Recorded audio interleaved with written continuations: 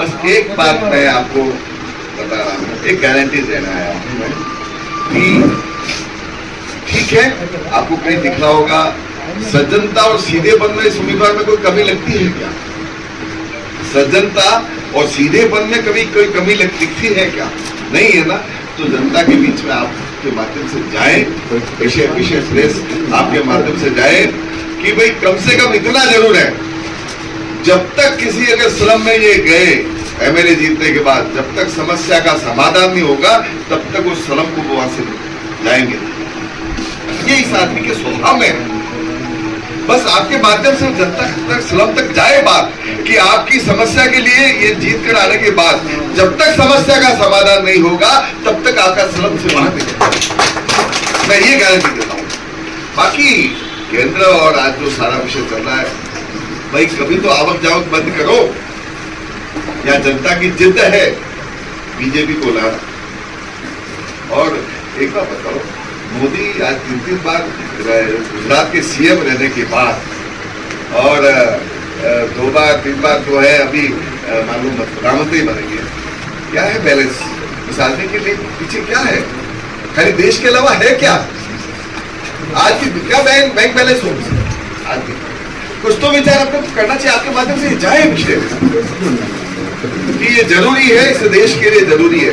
और सबसे बड़ी बात है हमारे सबके लिए, बीजेपी कैडर के लिए, जैसे भी विचार आरएसएस वाला आया ना, इसमें अनेकों संगठन है विचार, भारतीय मजदूर संघ है, भारतीय किसान संघ है, अखिल भारतीय विद्यार्थी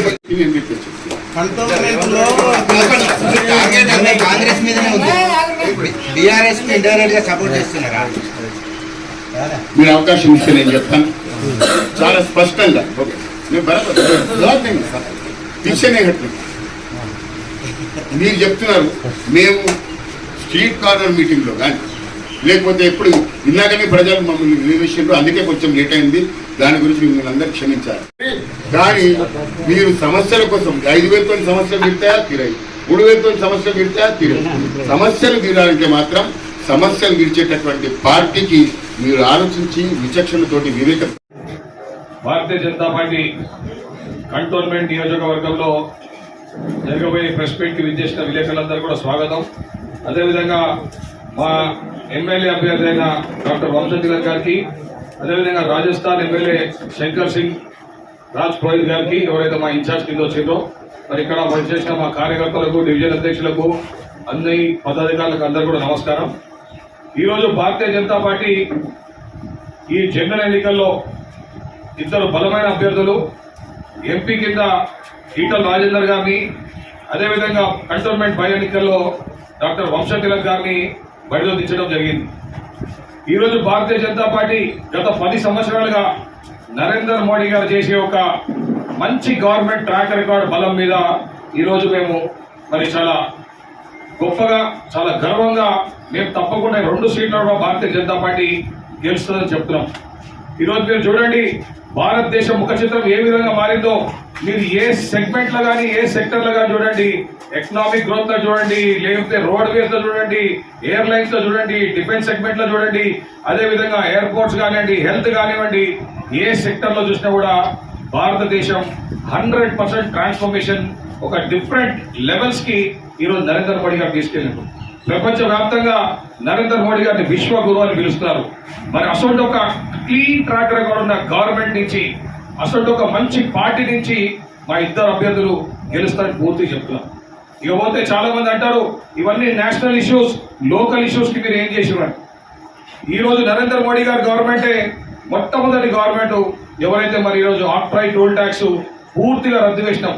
ఇది కంటోన్మెంట్ ప్రజలు, అదేవిధంగా చుట్టుపక్కల మున్సిపల్ ప్రజల దీర్ఘకాలిక ఒక కోరిక ఉండే కంటోన్మెంట్ లో ఆక్ట్రైట్ టోల్ ట్యాక్స్ 2 కూడా తీసేయాలి, అబాలిష్ చేయాలని. మరి నరేంద్ర మోడీ గారు ఈజ్ ఆఫ్ లివింగ్ కోసం, ప్రజల సౌకర్యం కోసం 15 కోట్లు కంటోన్మెంట్ బోర్డుకు నష్టం వచ్చినా కూడా nothing doing, nothing is more than the public priority, public preference for us అని ఈ రోజు మరి దాన్ని ఎత్తివేయడం జరిగింది. మరి అదేవిధంగా అన్ని సెంట్రల్ స్పాన్సర్డ్ స్కీమ్స్, అంటే సెంట్రల్ గవర్నమెంట్ లో ఉన్న స్కీమ్స్ అన్ని కూడా కంటోన్మెంట్ ప్రాంతంలో, కేవలం సికింద్రాబాద్ కంటోన్మెంట్ కాదు, దేశవ్యాప్తంగా ఉన్న కంటోన్మెంట్లు అన్నింటిలో కూడా వర్తించాలని మొట్టమొదటి గవర్నమెంట్ నరేంద్ర మోడీ గారి గవర్నమెంట్. దాని ద్వారానే ఈరోజు ఫైనాన్స్ కమిషన్ నిధులు వస్తున్నాయి. మరి దాని ద్వారానే ఈరోజు అభివృద్ధి చాలా బాగా జరుగుతుందని నేను మీ అందరికీ కూడా తెలియజేస్తున్నాను. మరి అదేవిధంగా రెండు ఎలివేటెడ్ కారిడార్స్ నిర్మలా సీతారామన్ గారు ఎప్పుడైతే డిఫెన్స్ మినిస్టర్ ఉండేనో ఆ టైంలోనే గౌరవ ముఖ్యమంత్రులు మాజీ ముఖ్యమంత్రులు కేసీఆర్ గారు ఇచ్చిన ప్రతిపాదన మీద ఈజ్ ఆఫ్ లివింగ్ కోసం ఆ రెండు కారిడార్స్ కూడా పాస్ చేయడం జరిగింది. మరి ఆ రోజు కేసీఆర్ కానీ కేటీఆర్ కానీ నోటికొచ్చిన అబద్ధాలు చెప్పిండ్రు, సెంట్రల్ గవర్నమెంట్ మాకు ఇస్తలేదు, నరేంద్ర మోడీ గారు మమ్మల్ని పట్టించుకోలేరని. మరి ఈరోజు రేవంత్ రెడ్డి ఏమైనా మ్యాజిక్ చేసిందా?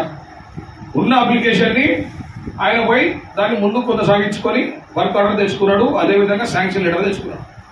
ఆ కారిడార్ ల్యాండ్ ఇచ్చి నేనే సంతకం పెట్టినా, నేను పూర్తిగా దాని మీద అవగాహన పెట్టినా.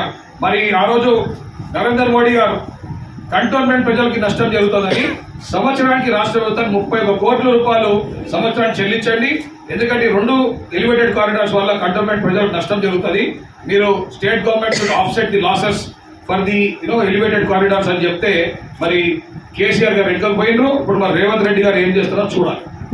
మరి ఈ